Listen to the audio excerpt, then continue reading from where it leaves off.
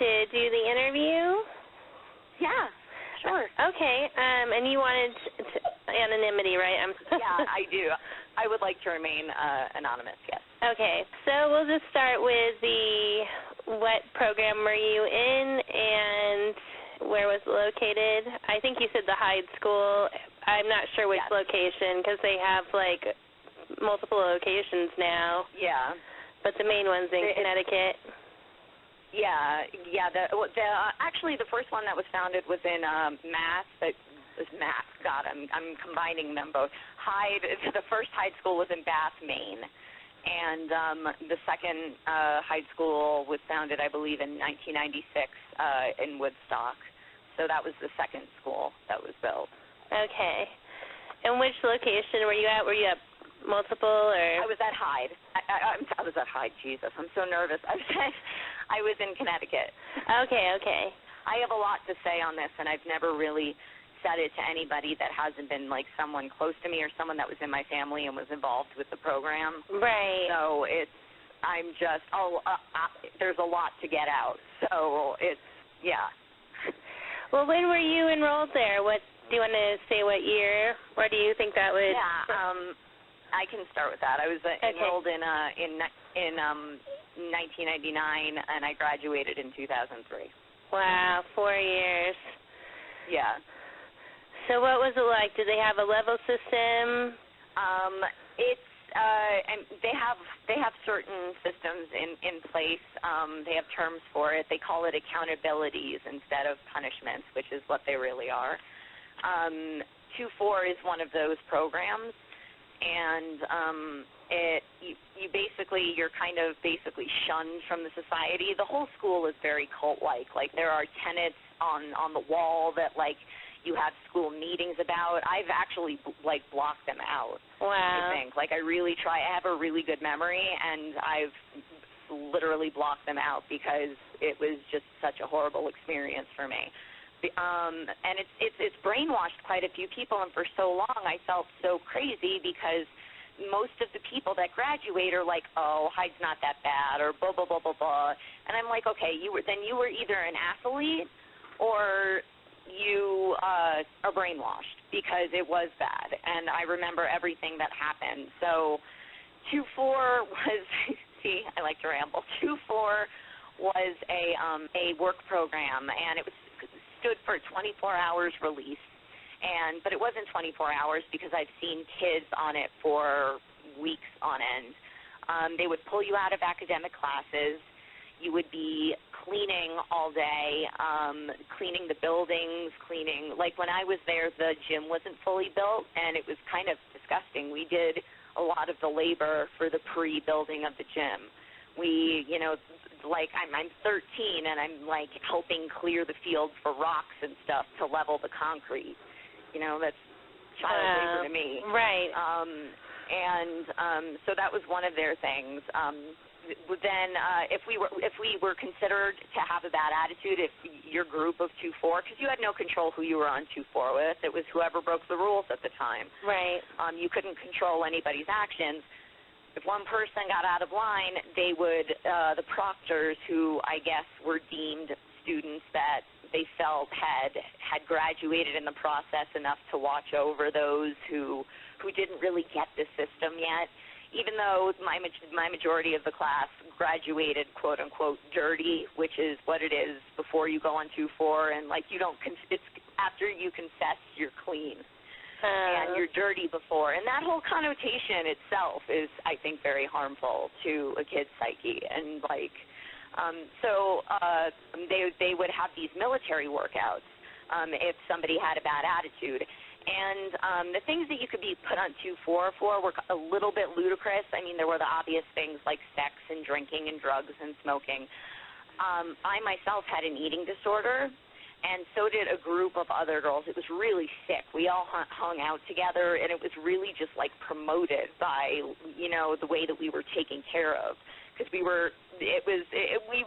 our medical problems were really not properly addressed. So if they found out you purged, if you were a bulimic like I was, and they found out you purged, they would put you on 2-4. So realize that there are like these malnourished girls on 2-4 doing these military workouts instead of getting like the psychological care that they need. And it blew my mind. And people would get put on 2-4, you know, if a student was on a teacher's shit list, or, you know, like for mundane things sometimes. And it was always a little shocking. And always everybody knew, because if you were on 2-4, you had to walk around campus in a line with your head down. You weren't allowed to look at anybody. You weren't allowed to talk to anybody. The only people you were allowed to talk to were the proctors or teachers who addressed you. You had to eat separate from everyone, upstairs above everyone, so everyone could see you. And everybody, since the school was so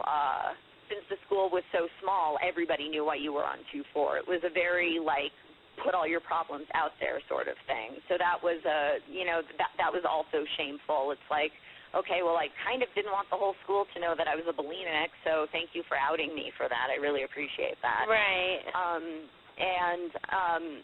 So that was their punishment program, and part of the punishment program, which is also a lower tier of the program, is a thing called a 5:30, which is where you wake up at 5:30 in the morning and they have you doing military workouts. And that's also peppered in. If you're on 2-4, you're getting a 5:30 plus any other military workouts they feel like they need. And this is all to bust your attitude.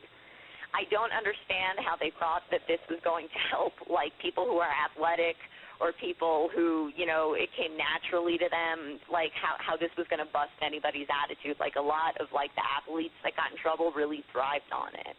And I just thought that it was a really just ridiculous punishment. And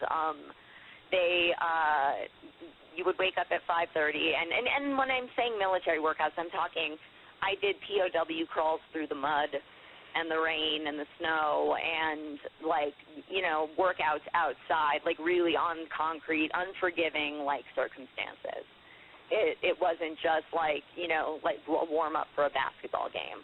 And it was just, and it was for a straight half hour until 6 a.m., which is when all the students have to wake up. So that was their, I guess, form of discipline, or holding us accountable for our attitudes, or if we were out of dress code, say if a guy forgot to wear a tie or a belt, or a girl didn't wear a belt or something like that. Another accountability we had was in class, if you didn't do your homework, you were punished, usually physically. I remember having to do laps in heels, like in platform heels, because they have this thing called Manners Monday, which is when all girls have to wear skirts or a dress, and all men, like, have to wear, like, a tie and a sports coat. And I thought it was really horrible for trans people. Like, I just thought that was terrible. And, you know, it's like they didn't give the girls an option. You don't have an option in that. And it's really screwed up because you're running around the building in dress code. I didn't have my homework for history class. I had to run the laps around the building that my history class was in my dress code, which I thought was completely unsafe and unfair. And I remember my freshman year, my history teacher wanted to, I don't know, show us firsthand what a caste system is like. And I'm like, dude, I'm sure we probably already know we're at Hyde. And he takes us out, and he has us pick up 2 hard, flat chunks of ice and do push-ups on them. Wow. And so those are the accountabilities that I can think of. Oh, and they could hold you back also your junior year if they didn't feel your attitude had progressed well enough. It didn't matter how well you were doing in academics. They could just hold you back if they didn't feel you were ready. So with the academics, they took you off education when they put you on punishment. Now, with the punishments or accountabilities, was part of it, like, were you given enough time to complete your assignments, or was it structured so that getting homework done was nearly impossible? Yeah, it was structured so that getting homework done was nearly impossible because, and then there were some cases of this. Some people, also just reminded me of another accountability. And if people go on work 2-4, if they're on 2-4 long enough. So when it's work 2-4, or I don't even know what they call it now, work 2-4 or education 2-4, but they have you go to class, and then they have you, like, you know, do these military workouts or clean or whatever in what would usually be downtime or forced athletic time anyway, because they forced you to be on sports teams and stuff. So that was, I mean, like, and you don't even get the chance to do your homework really on that. So the education part is worrying in that of itself, because it's really not good at Hyde at all. So the fact that anybody's missing any class time is, like, critical. I struggled really badly when I came out of Hyde and went to college for my first year. Like, I bombed because of it. Wow. And they accepted your transcripts from Hyde? Yeah, they have a thing with Hyde, apparently, I think, where, like, students have come a lot from them, and they really appreciate, like, the students' insight and intelligence, because that's the particular college that I went to. Not so much SAT scores and things like that. Otherwise, I definitely would not have gotten in. Okay. So I struggled. I struggled socially. It's like, because it's like being in a cult. It's like being underground for a really long time and then being exposed to light and not really knowing what to do. It's really terrifying. Right. Were you denied contact with your family? I was not. There were set times where you can call your parents. However, you always had to use a calling card because they only had payphones. Were the calls monitored at all or censored, or were you able to talk freely? I was able to talk freely. And now that I'm thinking about it, I'm wondering if they haven't changed that, because technology has advanced so much since I graduated. So that's an interesting thought and a scary thought. Right. Did they change your name at all? Did they address you by a nickname or assign you, like, a number or anything like that? No, just I got last name a lot. Last name was a big thing. So it's more like a military environment or more pseudo-military. Yeah. Oh, yeah, completely. Like, if you swear in front of a teacher, drop and give me push-ups. Absolutely. What other, do you want to go into what other type of labor? You said you had to build the, foundations and stuff. There's a program they have called Outpost, which they have on land that they own in Maine, which is where the first place was founded in 1966. And I guess, like, I went there on a senior one because I was worried, honestly, that I was going to get, or maybe it was junior year, I was worried I was going to get held back and I wasn't going to be able to graduate because they didn't feel my attitude had excelled enough. So I went willingly on one. And at the time, I didn't know this, but, like, my autoimmune disorder was really bad. And they had us pulling logs through the snow, through the rain and stuff, and my autoimmune disorder was causing me to be cold and, like, having my digits turning, like, purple and yellow and, like, scary colors. And my the woman who runs it, who is no longer there, who was running the Outpost session, was just like, you just need to drink water and work on that attitude. And we were pulling logs to make, like, a lodge for like the parents to come up and have, like, group therapy with, like, the teachers, even though the teachers aren't trained therapists.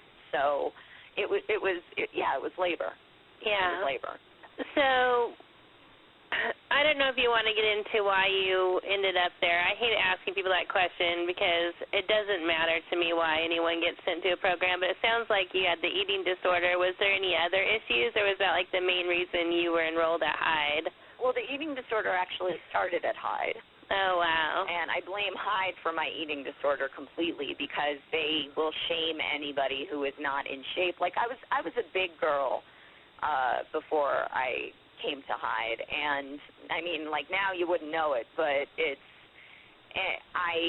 was really horrible for me. I was a drama person. I wasn't an athlete. I got yelled at a lot because, like, I couldn't run, like, the mile that they have you run consistently for sports groups and stuff like that. So I actually blame Hyde for my eating disorder. because boarding schools are a hotbed for that sort of thing. Right. I think I actually wanted to go to boarding school because I wanted to get away from my mother, who was like horribly physically abusive, and she was a social worker, so she knew how to abuse me without getting caught. Oh no. And so I wanted to get away, and I thought that this was my chance. I didn't know that Hyde was the school that it was. Right. I wasn't well educated on what I was going into. I had acted out before previously, and the reason I acted out was because I wanted to get away from my mother, and also because, like, I mean, traumatic stuff did happen. Like, I got involved with a member of the Irish Mafia, and he like back when I was young, you know, I didn't know any better. I was really stupid, and I was dating him, and him and his best friend ended up raping me. Oh no. And by knife point, and I couldn't go to the courts or anything because it's like the mafia. They're literally everywhere. I mean, I don't know if you're recording this but where I'm from, like, it's not a joke. Like, it's they have a very, very strong presence.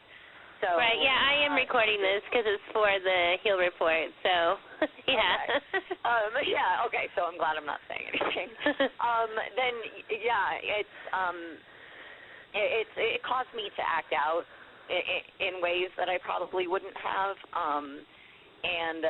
but that was really just all inspired from the abuse from my mother. That's really where it all came from. Right. You said that you weren't allowed to advance academically unless you were supposedly advancing behaviorally or whatever they might say. So, do they use being, like, put back on 24s or back into orientation or dropping you a grade level or dropping you some other to a different level as, was that one of the punishments? No, they wouldn't punish you with that. That would be something very serious. I mean, we had intensive therapy when we were seniors. We had intensive therapy throughout the entire time, and it's really horrible because there's like maybe 3 people on staff that have been trained in counseling. Like, they're not therapists, you know, so they'd have you pull your insides out and, like, all of these horrible things that happen to you, and then they don't know how to help you put it back together. Wow. And that's what I was often felt like doing. I'm just like, now everybody knows this. Am I supposed to feel better? Because I don't. Right. So, like, it's, they didn't punish you with that, but they would demote you if you broke the ethics that they called the rules that Hyde the ethics. If you broke the ethics, they would demote you to being a junior. If you were a senior again, like they would have a vote on it at least. We would have intensive therapy through senior year, and if you weren't like progressing enough through like the therapy and the bonding and I don't know, whatever kind of spin they want to put on it, they have like ridiculous words for, you know, all of these horrible things that are honestly horrible. They won't let you make a speech at graduation, so you just kind of have to sit up there with the rest of your class while everybody else makes the speech, and you don't. So it's a little bit shameful in a way. I felt bad for the people who didn't get to make speeches, and I don't know, I thought that was kind of being shamed at your own graduation. Like, that's kind of unnecessary. Right. So, yeah, that was another thing. You said that they put older students or more advanced students in charge of younger students? Yes. Was there, like, a lot of abuse that went on as a result of that? No, I think there was a lot of leniency that went on because of that. At least, like, I heard about one of the guys from Bath, Maine, was on 2-4, and his entire proctor team was tripping on acid. That's just horrible and unsafe for the people that are on 2-4. I was a proctor once. Like, I feel like a scab or a narc now for saying this, but I was a proctor on 2-4 for 2-4, and we couldn't find one of the students. So they sent me and another girl back to check the dorms. I checked the dorms and stuff, and it was bad because she had a history of self-harming, of suicide, that sort of thing. I can't see anything. I'm calling her name. I go through the bathrooms, and I hear something dripping, and I look underneath the bathroom door, and it's blood. And I'm like, there's no way that's from a woman having her period. Like, there's no way. And I'm just screaming her name, and I'm pounding on the door, and she's like, go away, go away. Finally, I knock the door in, and she's been cutting up her wrist trying to kill herself. Oh, no. And I'm not used to this. Like, I'm not trained for this. I'm a child. I'm still, in high school, and I get her into a faculty member's care, and I immediately pass out. Wow. And my friends and the cleaning woman had to help me back to my room, and I received zero medical attention. The intensive therapy you were speaking of, did they use confrontation or Yes, that was a huge part of it. And they asked you to do it typically in front of the whole school. Like, if you were someone who kind of just, you weren't allowed to just shrink back and stay in the shadows. Like, they would call you out for that. Like, hey, you haven't been making enough progress or confronting enough people. Like, basically, you haven't made enough people hate you yet. So you need to confront some people on some of their attitudes and some of the things you have problems with. It was all about confrontation. And brother's keeper, if you knew someone broke a rule and you didn't turn them in, then you would end up on 2-4 as well if they found out somehow. The college that you got into, I don't want to get into it too much because I don't want you to get in trouble, but was it one of these for-profit colleges you hear about? Was it like, was your degree from there, like, accepted by people who were to hire you and stuff? I didn't graduate. I dropped out after a year. I was going to drop out after a year, but I was so miserable and I crashed and burned so hard, I was escorted off property and kicked out. Even though they invited me to come back the following year, which I don't know why. But it was bad. It was real bad. Because when you go from having, like, that much crazy structure to having that much freedom in college, and people aren't really used to thinking your way, and, like, there's literally Hyde language. Like, when you want someone to speak louder, when you're sitting in a school meeting, you say bing. Or if you agree with something, it's like an AA program. When you agree with something that someone is saying on stage, you say ditto. Like, it's just, and people don't get it, and it's just, you feel like a freak, because it's like you want to use all these words, and then you're like, shit, if I say that, they're going to think like I have a nervous tic or something. So I totally, I crashed and burned big time, and after I dropped out of college, I was much better. Was it a co-ed, is the high school a co-ed facility? Yes, it was. Were you punished at all if you looked at boys? Was there any kind of weird rules regarding the interaction between boys and girls? No, no. It's just it's kind of strange thinking about trying to explain it. You can't have sex. That is a no-no. No sort of sex, no oral sex, no nothing like that. But hand jobs were allowed, and other stuff was allowed, but just no type of sex. And this also brings up something. I got in trouble for sex my freshman year. Me and 4 other girls were all trying to get pregnant because we wanted to get out of Hyde so badly. Wow. I was ready to fuck up my entire life, just to get out of there for 2 weeks. Let's see. I think that's all. You answered all of my questions. Do you have anything else you want to say? Do you remember any specific incidents? Did they use restraint or isolation or anything like that? They don't. If anything, they'll put you around people too much. They'll have you, if they think you're suicidal, they'll have you shadow someone, which is when somebody is assigned to you, whoever they are, a poor person, someone in Dean's area that's a proctor is assigned to you, and they have to follow you. You have to follow them everywhere. You have to sleep on their floor of their dorm room.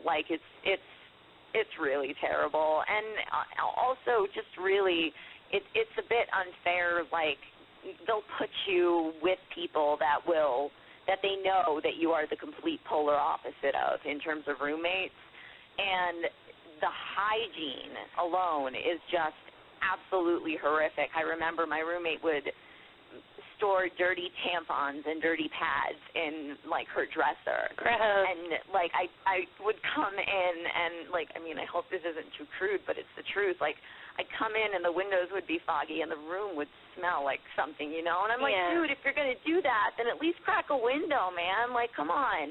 She wouldn't do her laundry. She'd jump in the bed, like, after sports. It's just, it's not fair. And I don't think it's fair to have, like, even seniors, even kids, like, you shouldn't have to, like, take care of people when you're that age. Yeah. Especially if you're meant to work on yourself. Like, it's just, it's asking way too much. And the way that they deal with psychological disorders is just absolutely terrible. They treat it like it's an attitude problem, like it's something you can help.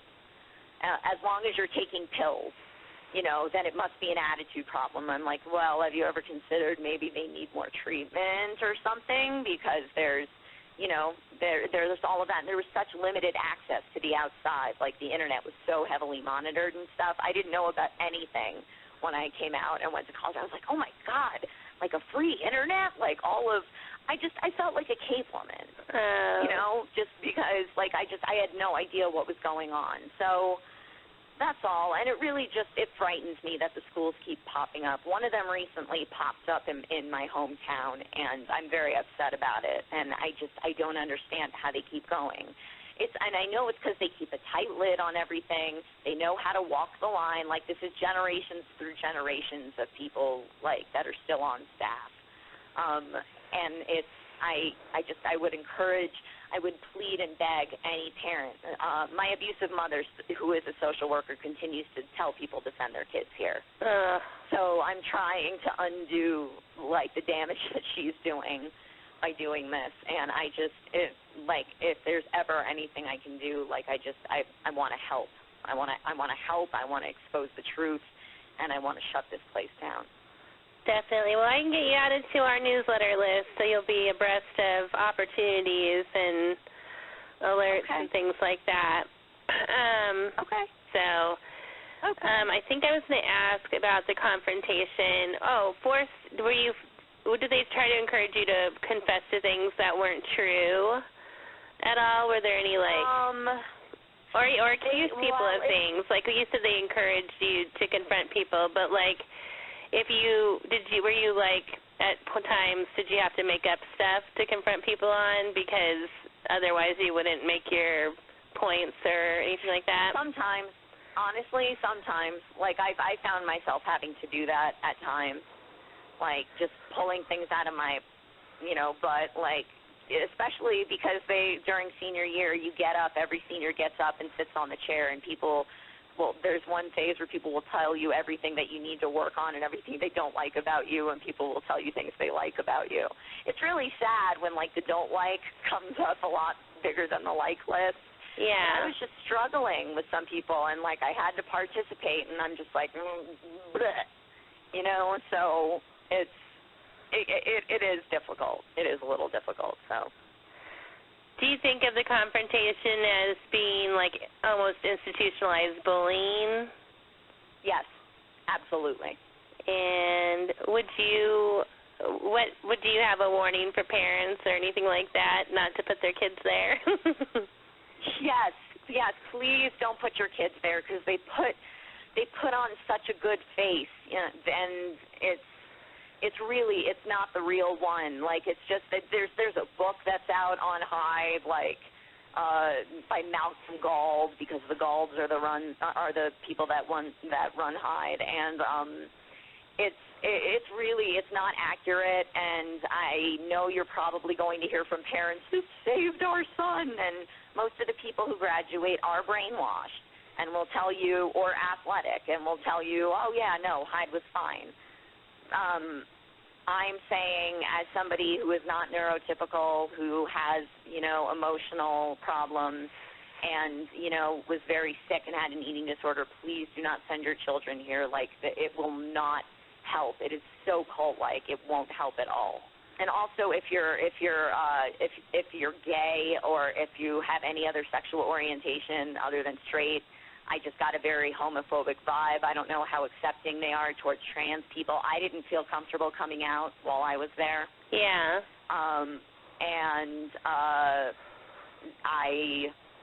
I don't know if they still make girls wear skirts or dresses for Manners Monday or anything like that. But your child will feel like they're not able to be themselves, and that's really important at a young age. Yeah. To develop a sense of identity, and I really feel like I was robbed of that. I just want to thank you for the interview.